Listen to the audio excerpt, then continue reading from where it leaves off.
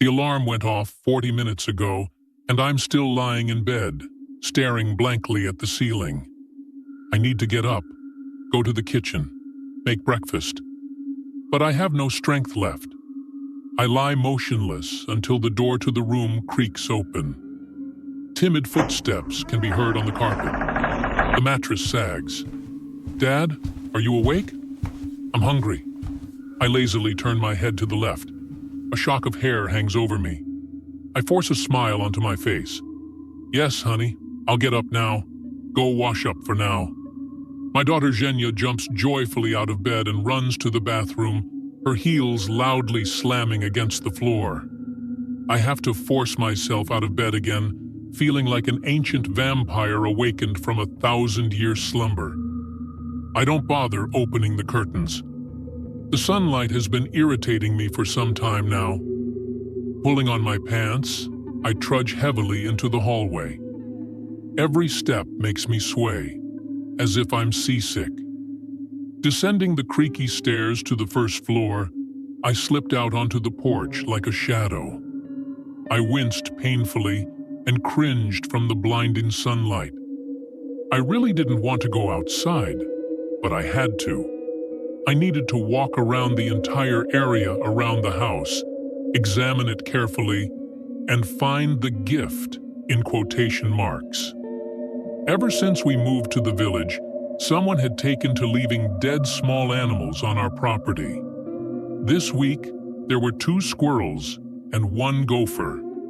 At first, I thought the village cat was bringing us its prey, but when I found a fox carcass near the porch, I doubted it. It must be some dog carrying it. Now I'm forced to make my rounds every morning. I don't want Zhenya to stumble upon an animal with a broken neck. I walked around the house without finding any more corpses. They're usually placed in a prominent place.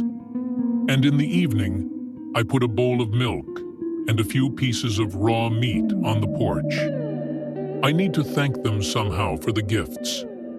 By morning, there's no trace of the meat left, and the milk is usually completely drained. Returning home, I stumble upon my reflection in the dusty mirror in the hallway. With my pallor and terrifying thinness, I truly do resemble a vampire. In just 6 months, I've become one. First, my parents are killed in a terrible accident. The car skidded on a slippery road.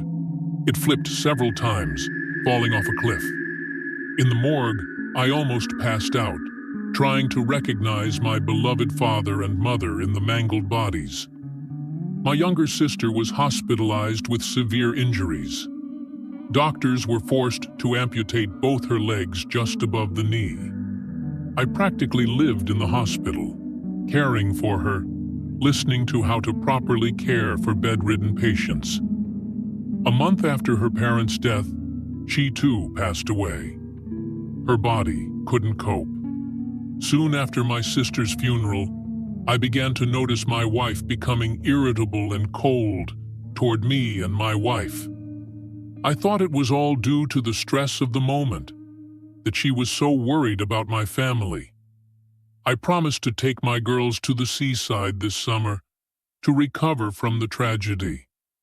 But it turned out there was something else to blame. Valeria, the judo teacher Zhenya was studying with. While I was in the hospital with my sister or at work, Katya would push our daughter off to whomever she could find so she could spend time with her lover alone. I didn't believe it. I thought it was slander until someone shoved photos of Katya making out with some muscle man under my nose.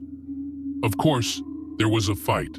My wife was hysterical, begging me to forgive her, to not leave, promising that she would stop communicating with him, threatening to kill herself if I left her. I was a fool. I gave her a second chance, then a third, a fourth. I tolerated it until one day I came home from work early and caught her riding Valerie right in our bed. I didn't start a fight. Why? I just started silently packing my things. Valerie cowardly ran away, and Katya had another hysterical fit. I didn't care. Then, half naked, she climbed onto the windowsill of the open window and screamed that she was going to jump out. She demanded that I stay and forgive her. I tried to convince her that I wouldn't abandon Zhenya, that I would always help them.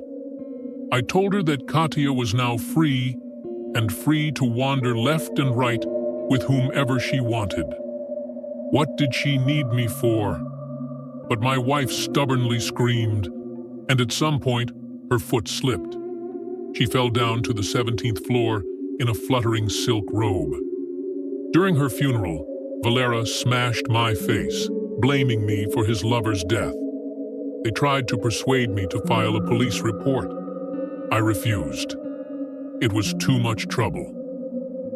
On the 40th day, when Katya's relatives and friends had gathered at a cafe, Valera, who showed up uninvited, knocked me down on his shoulder blade. He quickly ran away, and I asked him not to call the police. I'd been in contact with him too often. Going to court against this Valera later was beyond my strength. I was crushed after the series of funerals, simply smeared across the asphalt in a shapeless slush. I only